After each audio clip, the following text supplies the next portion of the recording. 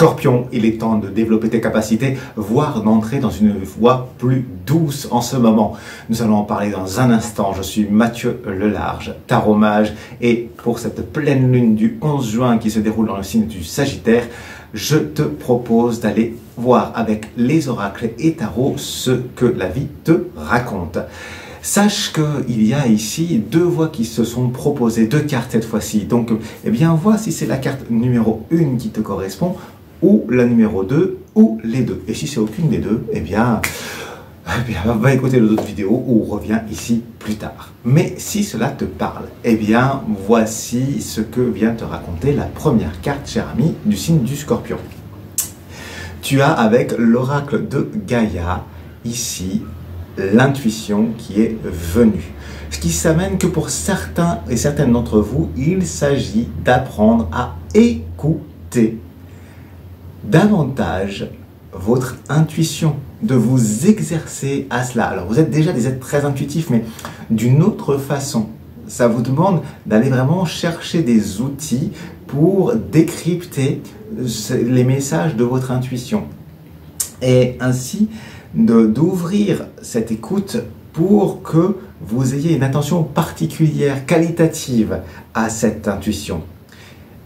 Et donc, c'est une invitation à aller observer davantage peut-être vos pensées qui sont inhabituelles, voire inattendues, qui s'ouvrent avec cette pleine lune à partir de cette période-là. Vous allez peut-être sentir des changements. Parce que vous avez en vous, justement, toutes les capacités pour développer ce don d'intuition. Mais c'est avec le cœur que ça se fait. Et ce qui vient et ce qui s'amène ici pour vous, c'est que ce n'est pas seulement ce qui vous concerne. Il y a un lien aux autres. Il y a quelque chose qui vous tend vers l'extérieur avec l'énergie du Sagittaire. Et qui vous fait un aller-retour entre des choses qui vous sont plus personnelles et des aspects universels. Et donc, vous comprenez mieux les autres et vous arrivez à vous mettre à la place des autres pour les accompagner. Et donc, c'est dans quelque chose où vous savez, eh bien, effectivement, vous entourez, mais vous arrivez à le communiquer d'une façon plus douce aux autres et moins brutale peut-être parfois, comme ça peut l'être chez certains scorpions. Et ce qui s'amène, c'est que ça vous amène vers une façon nouvelle d'être justement. Alors, si vous voulez comprendre justement comment mettre en place cette nouvelle forme de communication, quels sont les outils que vous avez en vous, quelles sont les capacités qui sont prêtes à se révéler. Vous savez, ici, voilà, on parle avec les oracles et avec les tarots. Vous avez dans Petit Plus, en ouvrant, vous avez le descriptif de la vidéo, vous avez un email, vous pouvez prendre contact afin de prendre rendez-vous et avoir une consultation avec les cartes et poser vos questions personnelles. Et ainsi, vous aurez quelque chose qui sera bien plus adapté.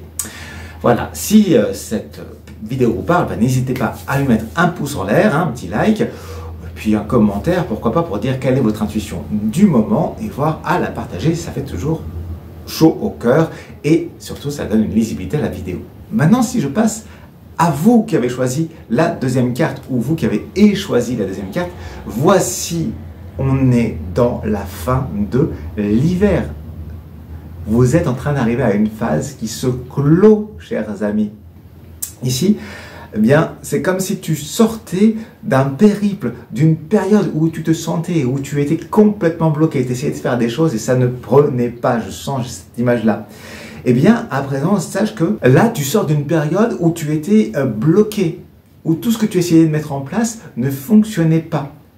Et tu quittes tout ce que tu connaissais. Tes habitudes, tes rituels avec des potes, etc. Eh bien, c'est en train de se modifier en profondeur. Parce que tu entres dans un cycle nouveau. Là, cette voie s'ouvre. Et donc, selon aussi la façon dont toi, tu t'es préparé durant ces mois d'hiver, durant ces mois où il n'y avait rien qui se passait, eh bien, tu vas pouvoir recevoir les fruits de ce que tu aurais préparé.